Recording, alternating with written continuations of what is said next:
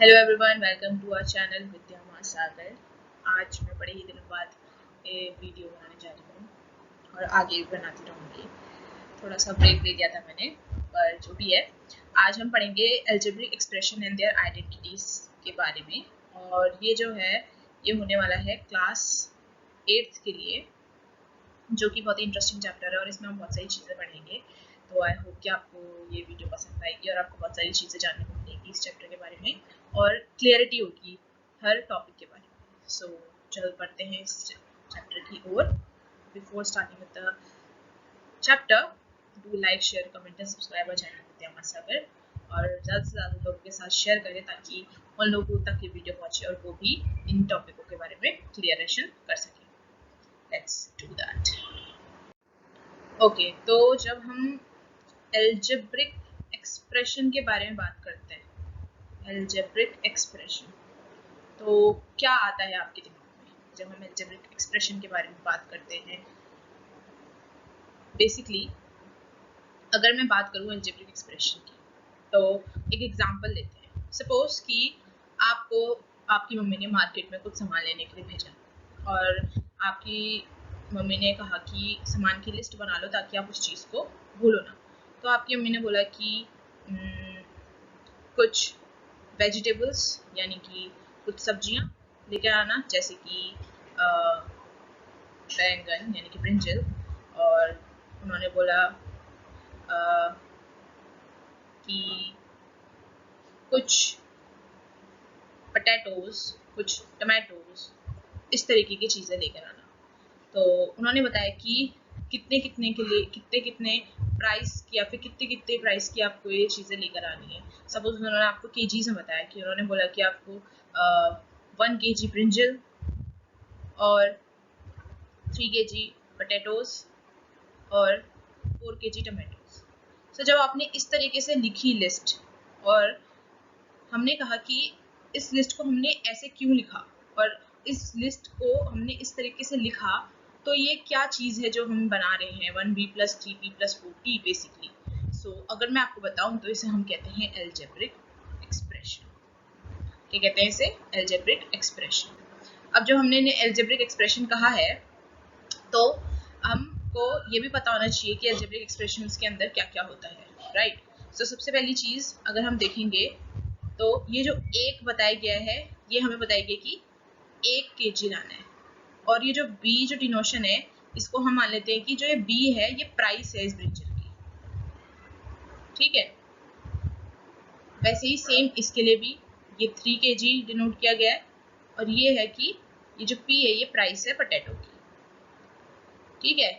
यानी कि अगर हम 3 kg पोटैटो की बात कर रहे हैं, तो अगर पोटैटो का प्राइस कुछ भी हो सकता है, हमें पता नहीं है, इसलिए हमने उसको पी माना है। अगर उसका सपोज 20 होगा तो हम 3 × 20 कर देंगे, तो हमारा 3 kg का प्राइस निकल जाएगा पोटैटो का, राइट? सो इसी तरीके से, और ये भी 4 kg, और ये जो टी है ये है price of tomato. So I hope कि ये तक समझ में आया होगा कि अलजेब्रिक एक्सप्रेशन बेसिकली किसे कहते हैं, जब एक कांस्टेंट और एक वेरिएबल साथ में होता है। Constant, talking about constant, constant is something like 1 2 3 जिसकी वैल्यू हमें पता होती है, ओके। एंड वेरिएबल जिसकी हमें वैल्यू नहीं पता होती है, यानी कि प्राइस ऑफ दीज वेजिटेबल्स, जैसे कि हम उनको बी, पी, टी और x, y, z, so on, these alphabets, इन अल्फाबेट्स को हम वेरिएबल्स कहते हैं। सो सबसे बेसिक चीज़ जो हमें पता होनी चाहिए कि अलजेब्रिक एक्सप्रेशन किस चीज़ से बना होता है, वो बना होता है कांस्टेंट और वेरिएबल के प्रोडक्ट से, और उन कांस्टेंट वेरिएबल्स के प्रोडक्ट के सम से अलजेब्रिक एक्सप्रेशन बना होता है। अब अलजेब्रिक एक्सप्रेशन के बारे में थोड़ा और डिटेल में जानने के लिए लेट्स सी कि नेक्स्ट क्या है। ओके, तो अभी हमने अलजेब्रिक एक्सप्रेशन के बारे में बात की थी, राइट? हमने बोला था कि BP, okay, 1 + 3p + 4t, right? इस चीज़ के बारे में बात करी थी हमने। तो हम क्या कह रहे थे कि ये जो होता है ये अलजेब्रिक एक्सप्रेशन होता है, लेकिन याद रखना कि ये अलजेब्रिक एक्सप्रेशन होने के साथ साथ पॉलिनोमियल भी है। क्या बोलते हैं इसे? पॉलिनोमियल। ओके, अब हम बोलते हैं कि ये पॉलिनोमियल है, लेकिन रिमेंबर कि हर एल्जेब्रिक एक्सप्रेशन जो होगा, ऑल एल्जेब्रिक एक्सप्रेशंस जो होंगे वो पॉलिनोमियल हो जरूरी है, वो पॉलिनोमियल हो, नॉट नेसेसरी। अब इसका मतलब कि पॉलिनोमियल होने के लिए कुछ कंडीशंस होती हैं जो हमें फुलफिल करनी चाहिए। अब वो कंडीशन क्या होती है? पॉलिनोमियल होने के लिए जो वेरिएबल्स हैं, वेरिएबल्स जो होते हैं, variable power should be a whole number. Example लेते हैं।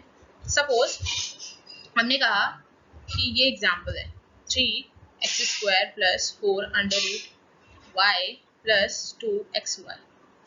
सो आप देख सकते हैं कि ये तो एल्जेब्रिक एक्सप्रेशन है लेकिन पॉलिनोमियल नहीं है। क्यों? सोच सकते हैं क्यों?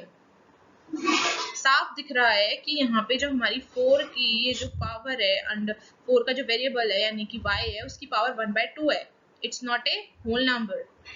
सो ये कभी भी पॉलिनोमियल नहीं हो सकता है। पॉलिनोमियल होने के लिए हमेशा पावर इस तरीके से होनी चाहिए। तो ये एल्जेब्रिक एक्सप्रेशन होने के साथ साथ पॉलिनोमियल भी होगा। I hope this is clear कि क्या नेसेसरी कंडीशन है एक एल्जेब्रिक एक्सप्रेशन का पॉलिनोमियल होने के लिए। नाउ नेक्स्ट, अब हम बात करते हैं कि जो हमने स्टार्टिंग एग्जांपल लिया था BP 1 BP + 3 पोटैटोज हैं 4 टोमेटोज। अगर हम बोलें कि इधर जो है 3 टर्म्स हैं, राइट? जब हम किसी लैंग्वेज के इंग्लिश लैंग्वेज की तौर पे लिखते हैं, इंग्लिश में रिटर्न अगर लिखें तो हम लिखेंगे 1 brinjal 3 potatoes and 4 tomatoes, right? So English में क्या यूज हो रहा है? वर्ड्स और उनके बीच में स्पेसेस। सो सेम मैथमेटिक्स में भी एल्जेब्रिक एक्सप्रेशन के लिए या फिर किसी पॉलिनोमियल के लिए हम देखते हैं कि यहाँ पे हमारे पास एक कांस्टेंट, एक वेरिएबल, और इस कांस्टेंट और इस वेरिएबल की हमारे पास पावर भी होती है, राइट? अगर हम दूसरा एग्जांपल लें 3x² + 4y³ + 2x3, राइट? और we can say that x3y। तो हम क्या बोलते हैं कि इसके पास एक कांस्टेंट है, एक वेरिएबल है जिसके पास पावर है जो कि 2 है। ये कांस्टेंट है, ये वेरिएबल है और इसके पास पावर है 3। ये कांस्टेंट है, ये वेरिएबल है और इनके पास पावर है 3 and 1, right? So this is how we gonna say. So ये तो हमें कांस्टेंट और वेरिएबल्स पता है, राइट? उसके बाद आते हैं हमारे, जो मैं कह रही थी कि मैथमेटिक्स के जो कंडीशंस होती हैं जिन पे जो एल्जेब्रिक एक्सप्रेशन या पॉलिनोमियल बनता है, वो होते हैं टर्म, कोफिशिएंट एंड पावर या फिर एक्सपोनेंट। पावर या फिर एक्सपोनेंट्स मैं अभी सिर्फ आपको समझा रही हूँ, क्वेश्चन हम बाद में करेंगे, ठीक है? टर्म, अगर हम टर्म की बात करें तो ये पहला टर्म है। यहाँ कितने टर्म है? 1 2 3, यहाँ 3 टर्म है। तो टर्म हो गए इस तरीके से, ठीक है? इसको हम ऐसे मान लेते हैं 3x²। फिर उसके बाद इसका कोफिशिएंट यानी कि जो वेरिएबल से मल्टीप्लाई में होता है, वेरिएबल हमारा x² है, इसके मल्टीप्लाई में 3 है, 3 हो गया। अब पावर की बात करें, एक्सपोनेंट की पावर, तो x की पावर कितनी है? 2। तो इस तरीके से जो हमारे टर्म्स, कोफिशिएंट्स और पावर होती हैं, वो इस तरीके से हम लोग डिस्टिंग्विश करते हैं। हमेशा याद रखना है कि हमारे पास एक जो एल्जेब्रिक एक्सप्रेशन या फिर पॉलिनोमियल होता है उसमें टर्म, कोफिशिएंट और पावर्स होती हैं, ठीक है? अब नेक्स्ट बात करेंगे। अब सपोज कि जब आपकी मम्मी ने आपको सब्जी लेने के लिए भेजा था, तो आपकी मम्मी ने कहा था 1 किलो बैंगन, 3 किलो पोटैटो और 4 किलो टमाटो ले आना। अब उनको अचानक से याद आया कि उनको और भी कुछ सामान मंगाना था, राइट? या फिर आपके किसी अगल बगल वालों ने भी बोल दिया कि अगर तुम मार्केट चाहिए रहे हो तो मेरे लिए भी सामान ले आना। तो उन्होंने भी तुमसे कहा कि उनके लिए 2 किलो पोटैटो और 2 किलो टमाटो ले आना। अब यहाँ पे आपको कुछ लग रहा है सिमिलर सा कि इन दोनों में कुछ एक सा सामान सा लग रहा है। आप देखोगे तो यहाँ पे भी P है, यहाँ पे भी P है, और यहाँ पे भी T और यहाँ पे भी T है। तो यानी कि ये क्या है, सेम सेम है। तो जब भी हमारे पास किसी दो इक्वेशंस में या फिर किन्हीं भी टर्म्स में दो जो वेरिएबल्स होते हैं वो सेम होते हैं, उन्हें हम कहते हैं लाइक टर्म्स। क्या कहते हैं, like terms. So like terms के अंदर हमारे क्या क्या आ जाएंगे, 3p 2p 4t 2t। क्यों, क्योंकि इनके वेरिएबल्स सेम है। वेरिएबल्स सेम होने के साथ साथ इनकी पावर्स भी सेम होनी चाहिए, तभी वो क्या कहलाएंगे, लाइक टर्म्स कहलाएंगे। इंपॉर्टेंट पॉइंट है, याद रखना। अब अनलाइक टर्म्स की बात करें तो अनलाइक टर्म्स जो होंगे वो बचे हुए टर्म्स हो जाएंगे, यानी कि 1b, क्योंकि 1b ही बच रहा है, बाकी तो ये दोनों लाइक टर्म्स है। यानी कि हमारे पास अनदर चीज जो है लर्न करने की वो है like terms and unlike terms. Unlike terms और लाइक टर्म्स क्या होते हैं, लाइक टर्म्स में हमारी जो वेरिएबल्स होते हैं उनके पावर सेम होने चाहिए और उनके जो वेरिएबल्स है वो सेम होने चाहिए। और अनलाइक टर्म्स में other than like terms these all will be the unlike terms. I hope इतना क्लियर होगा। अब नेक्स्ट देखते हैं कि क्या है लर्न करने के लिए हमारे पास इस चैप्टर में।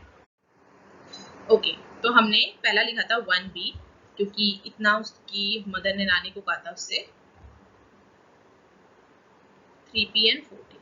नेक्स्ट उनके किसी अड़ोस पड़ोस वालों ने कहा था कि ये लेकर आना। ठीक है, अब उनको याद आया कि उनको एक और, उनकी मदर को यानी कि तुम्हारी मदर ने तो मुझसे एक और चीज मंगा दी जो कि है सपोज कुकुम्बर मंगा दिया। उन्होंने कहा कि कुकुम्बर ले आना, तो आपने लिख दिया सी।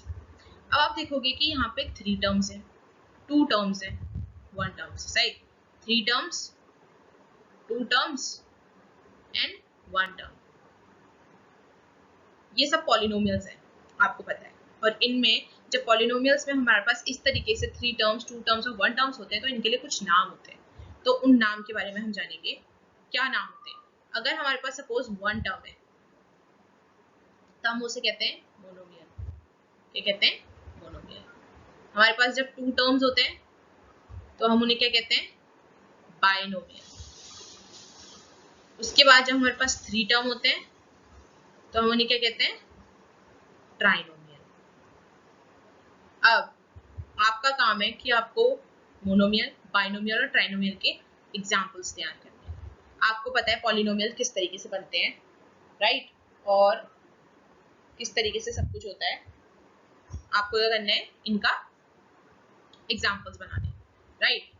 जैसे कि अगर हम सोचें 3x, ये monomial, 4x square plus 2y square binomial, 3x square plus 4y square plus 2xy, these are called trinomial. ये मैंने कुछ एग्जांपल दे दिए, कुछ एग्जांपल्स आप खुद बनाएंगे और वो पॉलिनोमियल्स होने चाहिए, यानी कि उनके वेरिएबल्स की पावर क्या होनी चाहिए, होल नंबर होनी चाहिए।